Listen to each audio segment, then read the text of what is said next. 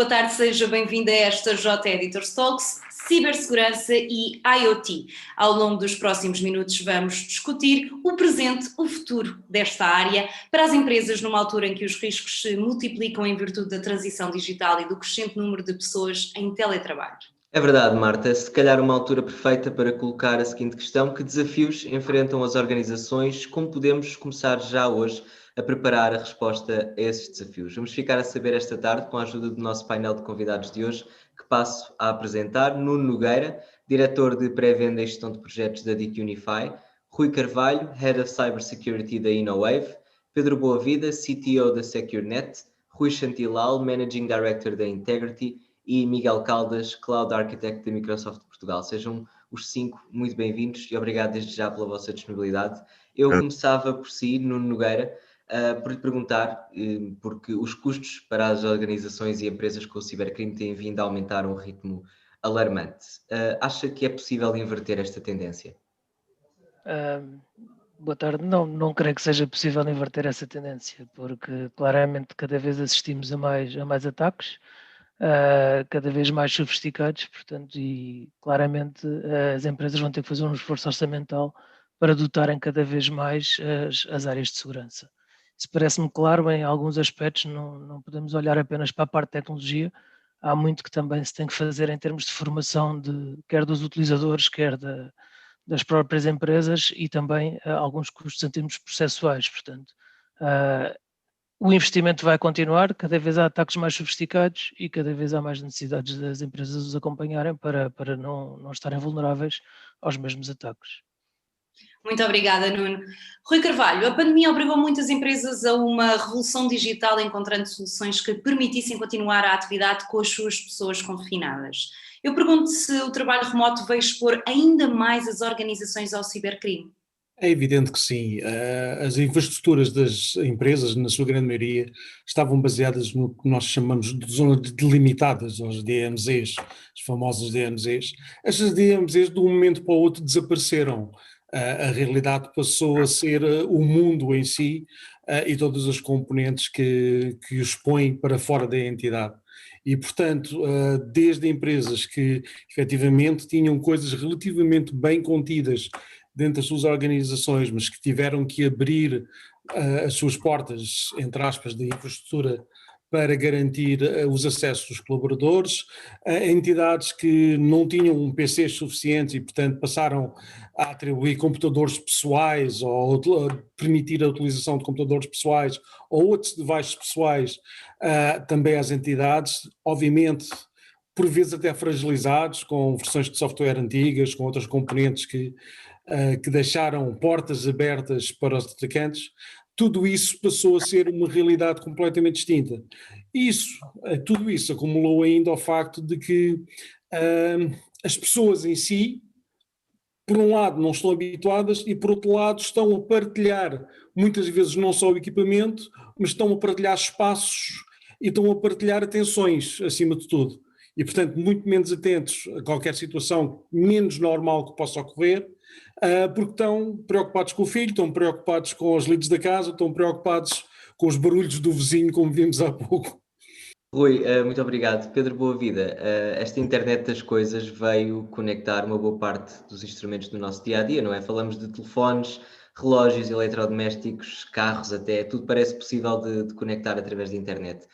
Quais são os principais riscos ligados a este tipo de dispositivos na Internet of Things? Internet of Things é uma tecnologia fantástica e veio adicionar aqui valor às nossas vidas, veio tornar as nossas vidas bastante mais confortáveis. A questão que decorre daqui é que isto proliferou de uma maneira muito, muito rápida e com isso também um conjunto de novas preocupações. Ou seja, falando aqui na linguagem de cibersegurança, aumentou aqui a superfície de ataque.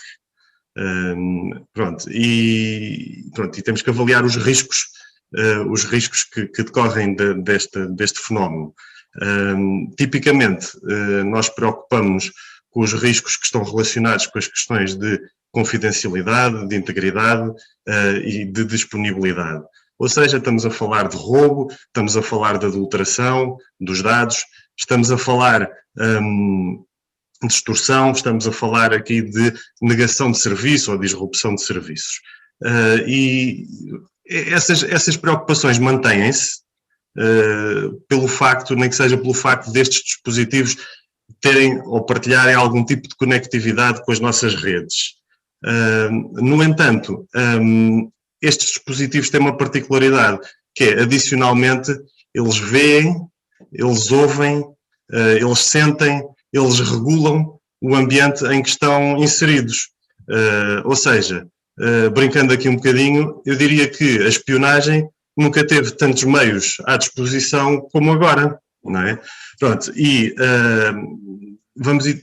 vamos imaginar agora aqui um outro patamar, que é, vamos imaginar os dispositivos médicos, não é? Tal como, por exemplo, um pacemaker, ou tal como, por exemplo, uma bomba de insulina, tanto desta geração inteligente e conectada. Portanto, os riscos que podem vir daqui são mais preocupantes, porque já não estamos a falar do valor da informação, estamos a falar aqui de riscos para a saúde, ou riscos de vida, que as pessoas ficam sujeitas. E poderia, inclusivamente, brincar um bocadinho mais e dizer que, por exemplo, em Hollywood, quantos e quantos argumentos não foram já escritos e utilizados sobre o vilão que, a dada altura, toma conta do controle de um automóvel promissor e vanguardista e o dirige para um desfecho fatal, não é? Portanto, na prática já não são só as organizações e os negócios que estão em causa, mas estamos a falar de vidas humanas e do bem-estar da humanidade. Muito obrigada, Pedro. Rui Chantilal, durante a pandemia assistiu-se a um enorme aumento de ciberataques. Eu pergunto-lhe quais as razões que justificam este aumento. Bom, a realidade é que hoje em dia no cibercrime, seja ele organizado ou não, a verdade é que quem está do outro lado do cibercrime é um micro ou um macro empresário. Tem o seu modelo de retorno de investimento na sua cabeça. E sempre que o empresário faz um investimento em prol de obter retorno numa oportunidade, o atacante é igual. E, portanto, o atacante efetivamente viu aqui uma janela de oportunidade gigante, porque, na verdade, até à data da pandemia, as empresas achavam que estavam a tirar o máximo potencial da tecnologia, mas não estavam. Na realidade, a pandemia obrigou a uma aceleração gigante por parte das organizações, tanto na perspectiva de mobilidade, como na perspectiva de tirar o máximo partido possível dos recursos. E conforme o Pedro bem dizia, efetivamente aumentou-se a superfície de ataque. E na realidade o atacante que está do outro lado, ele sabe, o atacante também está no meio de uma pandemia, não somos só nós que estamos no meio de uma pandemia. E ele efetivamente apercebe-se desta oportunidade e maximiza também os seus recursos no sentido de intensificar os ataques, porque sabe que estamos numa fase de transição, que sabe que estamos numa fase de desequilíbrio, e em desequilíbrio há maiores oportunidades para eles, como também vai acabar por intensificar os ataques nas zonas onde se abrem maiores brechas. E, portanto, na realidade, creio que é por essa razão que estamos a presenciar um incremento natural, efetivamente, do cibercrime. Obrigado, Rui. Miguel Caldas, existem aqui muitos mitos sobre o desenvolvimento da internet das coisas, sobre a sua própria segurança e o fim da privacidade, como o Pedro Boavida acabava de dizer há pouco.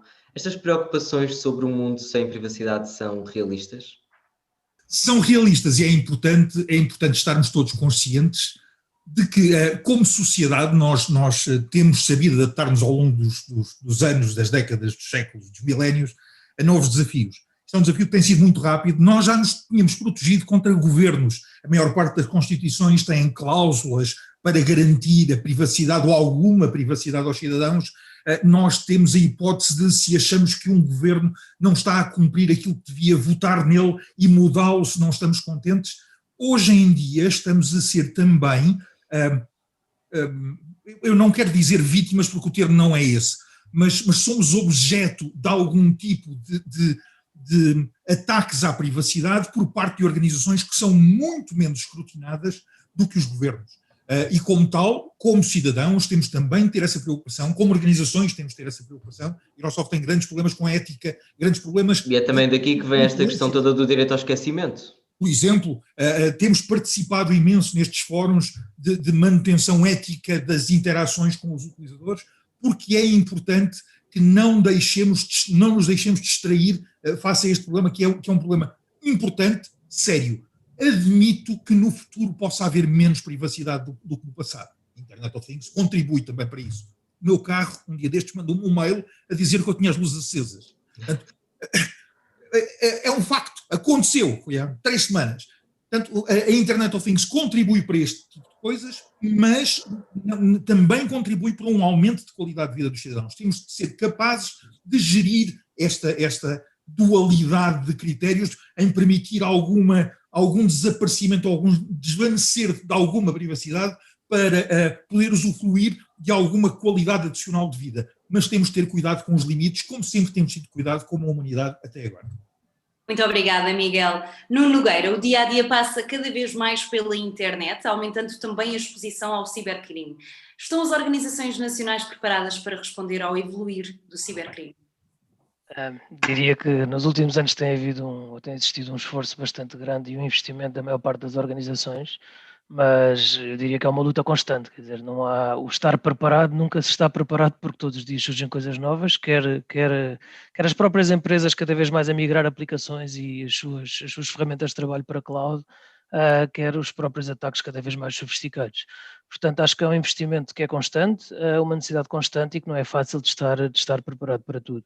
Eu acho que há uma forte aposta que se tem que fazer neste momento pela maior parte das empresas, que é realmente a visibilidade, apostar em visibilidade e analítica das suas infraestruturas, dos seus dispositivos e todas essas questões, porque na realidade muitas das empresas fazem uma aposta em tecnologia, mas depois utilizam-na quase out of the box. Portanto, é fundamental criar estratégias dentro das organizações para terem visibilidade sobre como estão expostos e quais são os ataques, obviamente, que estão a ter, para tentar colmatar o mais eficientemente possível. Não é? Obrigado, Nuno. Rui Carvalho, o phishing, que é um dos termos que ouvimos há quase mais de uma década, eu penso que ainda estava na escola quando falavam que o phishing era o maior problema na internet e continua a ser neste momento a forma mais comum de cibercrime, especialmente agora em fase de IRS, já todos devemos ter recebido ou vamos receber uma SMS fraudulenta, ou já todos tivemos links de tracking de encomendas que não são nossos. Que medidas podem ser tomadas para prevenir este tipo de práticas? Efetivamente, o phishing tem sido um problema que está em crescendo e continuará certamente. Não só o phishing, mas todas as suas variantes, os smishings, os vishings e as outras todas que o acompanham de alguma forma. Há efetivamente alguma tecnologia que pode filtrar, fazer alguma filtragem. Essa tecnologia pode ser mais ou menos eficaz consoante o Pedro já referiu as parametrizações, os equipamentos, a sofisticação das entidades, mas efetivamente o segredo do phishing é a formação das pessoas, dos utilizadores. Cada vez mais nós temos consciência no nosso dia-a-dia e ao longo dos nossos anos de que não vamos entregar o nosso cartão de cidadão a uma qualquer entidade. Nós temos consciência que não entregamos o nosso número de cartão de crédito a qualquer uma entidade. Mas efetivamente a nossa sociedade como um todo, ou na sua grande maioria, não está preparada ainda para lidar nestes meios digitais com essas realidades de falcatruas que existem há tantos anos, e daí... e também referir que as formas de segurança são diferentes, não é? Em tempos para aceder a um banco precisamos de um cartão matriz, hoje em dia temos dados biométricos para isso. Exatamente, mas que não quer dizer que as ações de phishing e das mais variadas estejam também a progredir nesse sentido e a substituir-se aos cartões matrizes e às outras vertentes, e cada vez mais vê-se essa preocupação. Portanto, há aqui necessidade de cada vez mais as pessoas estarem formadas, informadas, as empresas nitidamente têm que fazer uma grande aposta na formação das pessoas, não só em termos de fazer ataques esporádicos e arbitrários, mas sim de explicar as consequências e os detalhes e mostrar coisas efetivas. Mas depois há também uma série de outras atitudes que têm que ser alteradas em termos de empresa. Muitas empresas hoje em dia, infelizmente, ainda têm consensos de que eu preciso de aceder aquilo porque preciso de aceder aquilo. E a pergunta no final do dia é: será que a pessoa precisa mesmo de aceder àquilo? E se esse acesso pode ser esporádico numa situação ou outra, em vez de ser permanente, expondo muito menos a organização. Temos visto vários ataques relacionados com phishing, que depois derivam em pagamentos de faturas, em pagamentos de outras componentes. Será que numa organização há procedimentos e há processos adequados para que uma fatura não seja paga por uma pessoa, seja paga por uma dualidade de pessoas, que obriga uma a verificar o trabalho da outra? E, portanto, há toda uma série de componentes que podem ser delineadas dentro de uma empresa que efetivamente conseguem ser bastante eficazes. Agora, são procedimentos, são processos e que muitas empresas, infelizmente, hoje em dia ainda não estão preparadas nesse sentido. Muito obrigada, Rui. Pedro Boavida, muitas empresas parecem sofrer de falta de maturidade digital, como já falámos. É possível capacitar essas organizações com medidas de cibersegurança que as protejam? Concordo em absoluto. Há muitas empresas que ainda não têm o nível de maturidade desejável. E sim, é possível capacitarmos as organizações. Aliás, é isso que temos vindo a fazer ao longo dos últimos anos. Sou pena de me estar aqui um bocadinho a repetir, mas concordo em absoluto aqui também com as palavras do Rui Carvalho. Isto passa por uma estratégia de prevenção. E essa estratégia de prevenção, para ter sucesso, tem que abranger obrigatoriamente pessoas, tem que abranger tecnologia e tem que abranger processos. Portanto, no caso das pessoas, tem aqui papéis fundamentais. Temos que as formar, temos que as consciencializar, temos que formá-las para que estejam, para que aprendam a defender-se, para que aprendam a identificar quais é que são aqui os sinais de perigo e que não tropecem ou não caiam facilmente em esparrelas. Por outro lado, portanto, isto pode-se fazer de diversas formas, há aqui várias formas de implementar isto pode ser feito com exercícios recorrentes, pode ser feito recorrendo à gamificação, pode ser feito com outro tipo de estímulos. O que é importante o derradeiro objetivo aqui é conseguir captar a atenção das pessoas, cativá-las e fazer com que elas sejam parte integrante desta estratégia. Pronto, isto por um lado. Por outro lado, é preciso também as pessoas para fazer a exploração adequada das tecnologias. Portanto, as tecnologias por si só, portanto, há tecnologias para inúmeras finalidades, desde a rede, portanto, as soluções para proteção ao nível da rede, ao nível do data center, ao nível do endpoint, ao nível dos acessos remotos, ao nível da cloud e também ao nível do IoT. A questão é que a tecnologia por si só não resulta sozinha, não é? Portanto, precisa de ser ajustada, precisa de ser parametrizada, precisa portanto, há aqui a nobre missão de fazer com que isto cumpra o objetivo final, que é a segurança da informação. E, portanto, nesse sentido, há que formar as pessoas também para poder operacionalizar e para poder colocar a tecnologia a produzir os resultados que se pretende.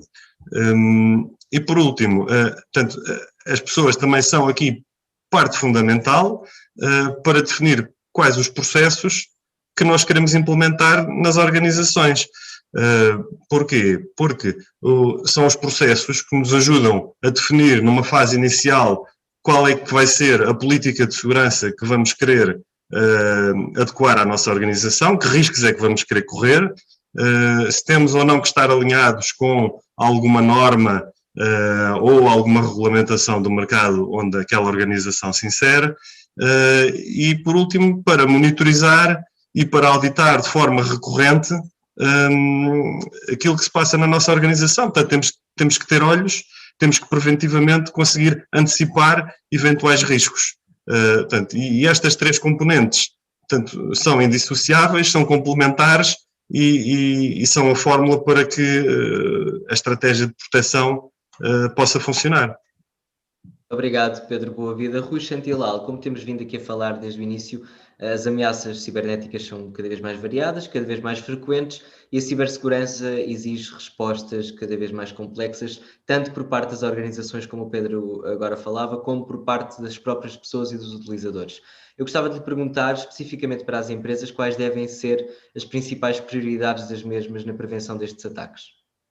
Bom, o primeiro passo, na minha perspectiva, é entenderem efetivamente que a cibersegurança é um custo associado à maximização da oportunidade que a tecnologia nos oferece. Dito por outras palavras, e conforme o Miguel Caldas referia há pouco, a humanidade tem conseguido, ao longo do tempo, equilibrar o custo-benefício da utilização dos vários recursos que nos vão aparecendo. Imagine-se, quando apareceram os carros, de repente as pessoas diziam: uau, agora posso me mover muito rapidamente, posso ir de Lisboa ao Porto em 2 horas. Epá, mas que chatice, agora já não posso ir mais do que 120 km/h. E há multas, e tem que meter um cinto de segurança. E o que é isto que agora chama-se ABS? Ou seja, na verdade, desde que surgiu o primeiro automóvel, até que se conseguiu gerir o crescimento da mortalidade nas estradas, passaram 70 anos. Portanto, foram precisos 70 anos para que a humanidade conseguisse controlar o incremento da mortalidade nas estradas. E hoje também não é zero, porque tudo o que Continua a ser uma das principais causas de morte. Exatamente. E tudo o que traz oportunidades traz sempre riscos associados. Portanto, o primeiro passo é que as organizações têm que perceber que a maximização das oportunidades no usufruto da tecnologia e da internet tem riscos. E esse risco requer investimentos. Sim, é chato ter que colocar o cinto de segurança. Sim, é chato não podemos passar 120 km/h, mas tem que existir. A outra questão, agarrando também no exemplo do carro, é que temos que garantir que nós não passamos um carro para as mãos das pessoas sem que elas estejam encartadas. E, portanto, na realidade, as pessoas têm que ganhar uma consciência, e, portanto, é preciso uma framework de gestão nas organizações que vai dotar as pessoas deste conhecimento, conforme outros colegas do painel já referiram, mas também introduzir controlos, porque eu numa rotunda uso o meu bom senso e as regras, num semáforo eu sou obrigado a parar e, portanto, as pessoas também têm que ser ajudadas com controlos tecnológicos quando adequados, mas numa perspectiva geral e sumarizando, é preciso que as organizações ganhem consciência, tenham uma framework de gestão, que tenham um responsável pela área da cibersegurança, tenham um conjunto de controlos identificados aos 3 níveis, não é? Ao nível da tecnologia, ao nível dos processos e também ao nível das pessoas. É preciso que as organizações efetuem ações de análise de risco por forma a identificarem como gerir e como minimizarem o risco.